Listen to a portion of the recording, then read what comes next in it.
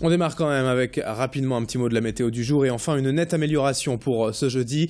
Le temps va rester sec avec de très belles éclaircies malgré quelques passages nuageux parfois. Le vent reste frais de sec nord-nord mais les températures remontent tout de même. Elles seront de saison aujourd'hui, 18 degrés pour les maximales. La météo, on en reparle en détail après le flash. Pour démarrer donc en une ce journal, la première image aujourd'hui, c'est l'inauguration hier du nouvel Euralil. Ouvert en 1994, le centre commercial vient de subir 14 mois de travaux pour gagner près de 9000 m² supplémentaires. Plus grand mais aussi plus confortable, Euralil hérite du label 4 étoiles avec notamment de nouveaux matériaux comme du parquet en bois pour atténuer le bruit. De nombreux espaces de repos connectés, avec par exemple des fauteuils équipés de prises pour recharger son téléphone. Les toilettes aussi ont été agrandies, tout cela pour un coût global d'environ 48 millions d'euros. Mais ces grands travaux devraient également permettre l'ouverture de nouvelles boutiques et donc, à terme, d'ici 2016, la création de 400 emplois. Parmi les nouvelles enseignes annoncées, Primark continue d'entretenir la rumeur alors que les cafés Starbucks ont officialisé hier leur arrivée à Lille en septembre. Présentation et explication de ce chantier avec l'un des responsables d'Euralil au micro de Fanny Bourdillon. Les 48 millions d'euros que l'on a investis dans ce centre amènent en fait à restructurer l'offre commerciale et à amener de nouvelles enseignes. Donc au total, on va rajouter à peu près 9000 m². Ces enseignes vont créer 400 emplois équivalent temps plein sur le centre, donc qui viennent s'ajouter aux 1100 emplois qui existent déjà. Et pour pourvoir ces emplois, on a passé un partenariat avec la ville de Lille et la Maison de l'Emploi pour pouvoir recenser l'ensemble des offres d'emploi et mettre ces offres d'emploi à disposition directe des Lillois et des métropolitains de la communauté urbaine de Lille. Et ces grands travaux nous donnent l'occasion de vous poser la question. Grand Lille TV Métropolis, ouvert il y a donc plus de 20 ans en 1994. Le centre commercial a accueilli plus de 12 millions de visiteurs depuis son ouverture.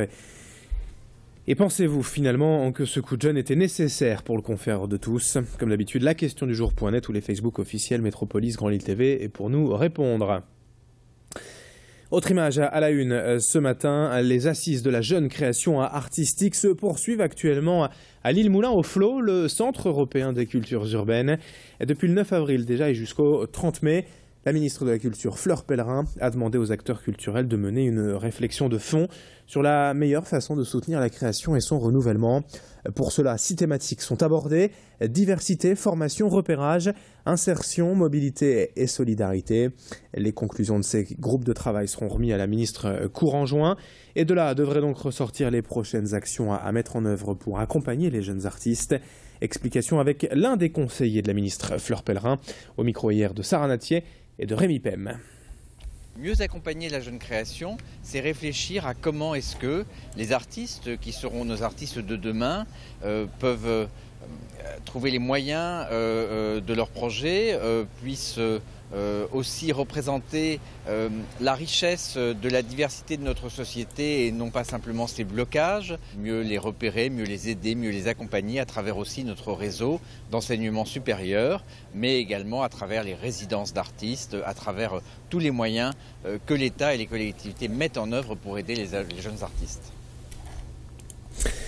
Ce matin, sur Grand Lille TV, on revient aussi largement sur l'épreuve du Grand National du Trot. Hier, à l'hippodrome des Flandres de Marc-en-Barœul, l'étape nordiste de ce Tour de France des trotteurs en 13 étapes.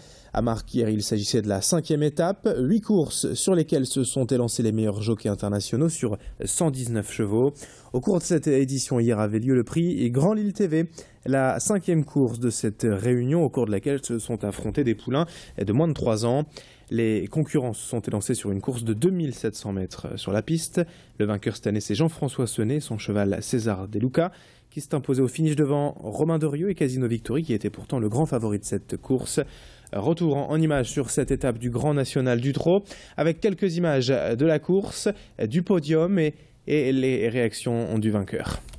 Avec César De Luca, le frère de Prince De Luca, qui vient maintenant après 2 deuxièmes places consécutives, qui va essayer de dominer Casino Victory, qui est invaincu en une sortie. Et c'est Jean-François Senet, tout à la fin, qui va s'imposer avec son poulain. Le 3 César De Luca s'impose devant Casino Victory, le 11, 3e le 10, Max de Noyel.